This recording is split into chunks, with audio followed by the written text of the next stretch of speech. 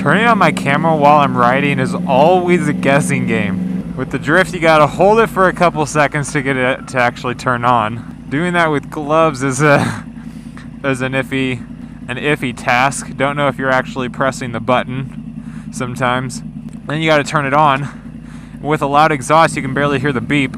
So then you finish your vlog and you just hope that you actually had it turned on. Because I don't use the remote. I should. I just haven't taken the time to set the remote up. My remote's dead. I've never actually used it or charged it. So I gotta charge that thing so that I can just hook it up down here. Always got that light on, know if I'm recording or not. Out of the way, Busty. Busty. I tried to say Buster, but apparently we're just gonna substitute the word Busty for Buster.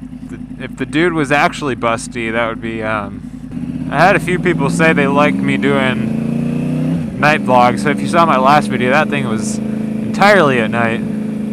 Some people really enjoyed that, so thought I'd get in another apparently I can't talk today. Another night vlog in and talk about something that a lot of people have asked about.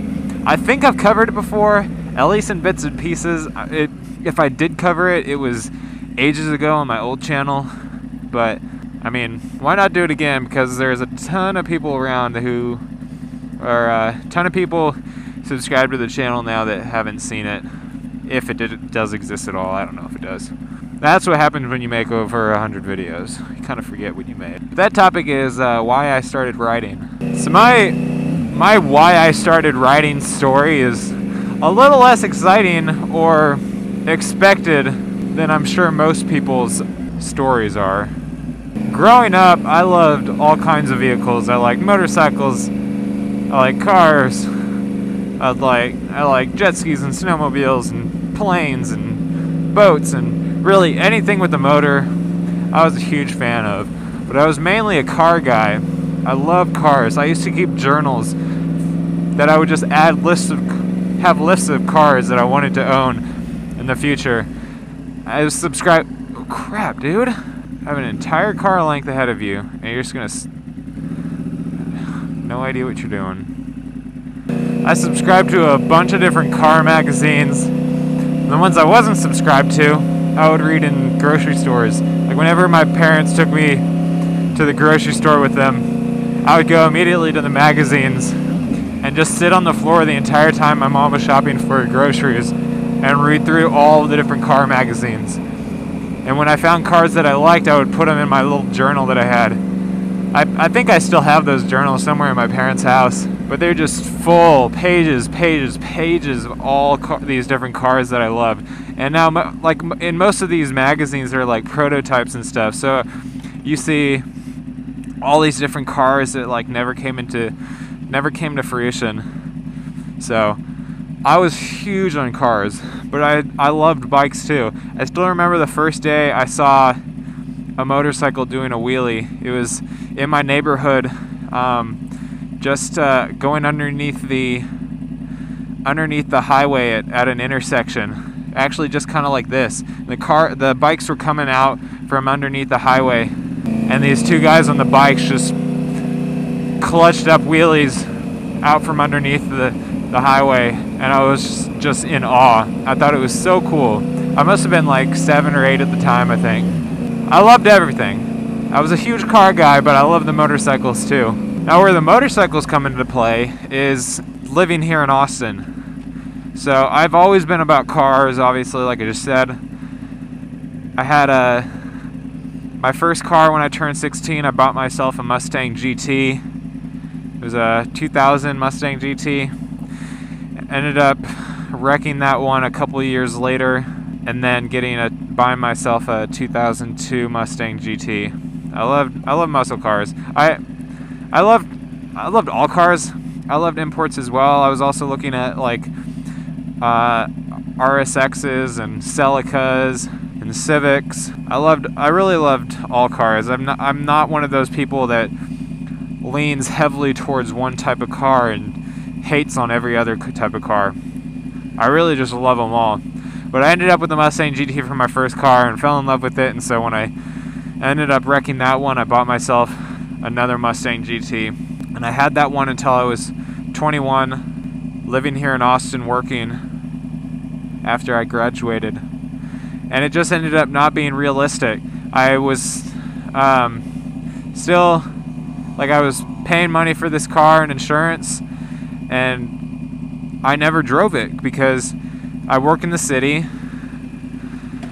I was taking the bus at the time.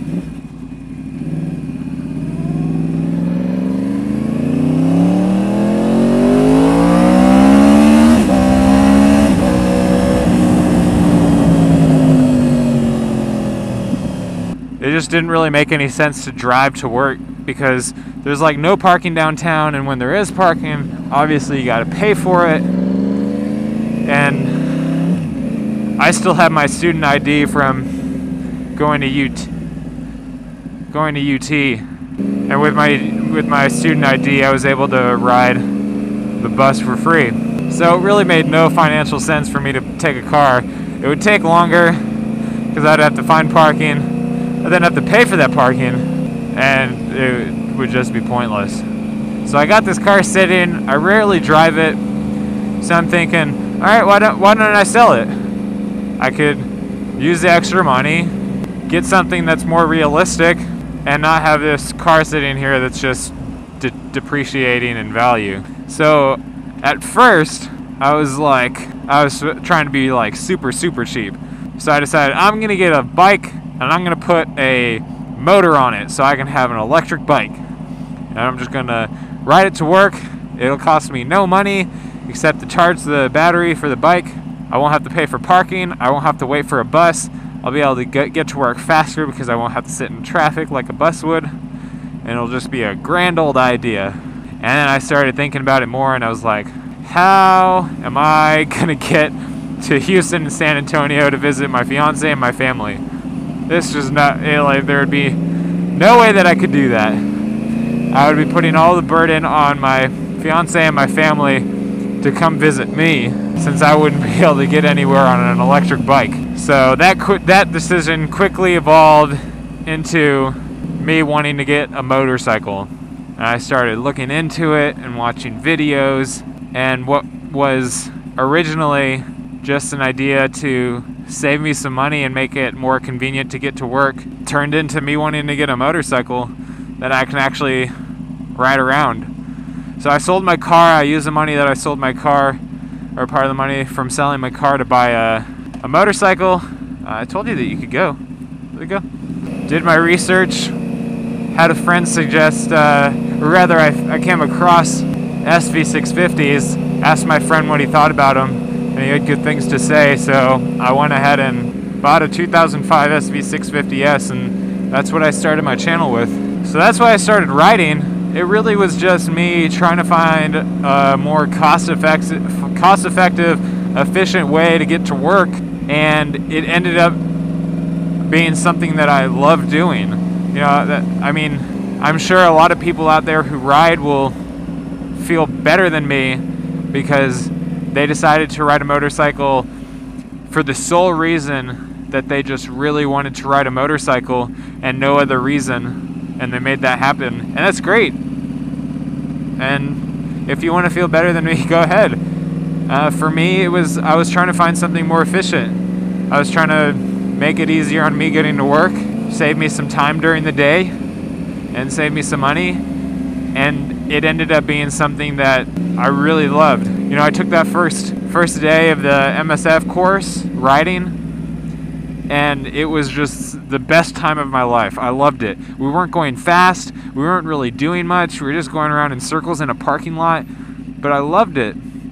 Speaking of that, I remember when I was a kid, I think I was maybe 9 or 10, my cousin, he had a motorcycle, and he took me for a ride on the back of it in a parking lot, and my face just lit up. I loved it. It was so much fun, and I like to think that those experiences, you know, seeing the motorcycles wheeling and riding on that motorcycle with my cousin, helped contribute to me getting excited about the idea of having a motorcycle. But what it came down to was I ended up getting one for an efficiency reason and ended up staying with it because I loved it. You know, now, I mean, it's still efficient because motorcycles don't pay for parking in downtown Austin, and it's super quick to get around in it.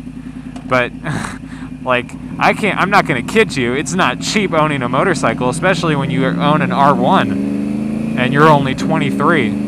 It's not really super cost effective anymore. It would be save me a lot more money with a cheap car and the money I saved on insurance and just paying for parking in my work office building. But I don't do it because I love riding, and that's just how it's evolved. I obviously started out on an SV650, and I loved it so much I wanted something a little bit more and got myself an R6. Unfortunately, that was stolen after 4 months, but then I decided to get an R1, and now we're towards the top of the food chain, and not really cost effective, but it brings a smile to my face every time I get on it. So that's my story. Let me know what your story is in the comments. I'm sure there's a ton of other experiences from people, whether they rode dirt bikes and wanted to get something for the street, or they rode a bicycle and they wanted to get something with a motor, or their dad or mom rode and they've always wanted to get one and finally made it happen. Whatever the story may be, let me know in the comments. Or better yet, make a video response. Video responses obviously don't really work anymore, but obviously you can make a video and post a link to that video in the comments. Let people know that you're making a response to me. I'd love to hear you guys. I'd love to hear how everyone else started riding. So let me hear it. So while you go do that, while you go do that, I'm gonna finish riding, because that's what I do. Peace. Town. And I had a supermoto, so it would have added 10-15 minutes to my time to get to work if I took my card, because of the time it took to drive and the fact that I would have had to go find a parking place, whereas with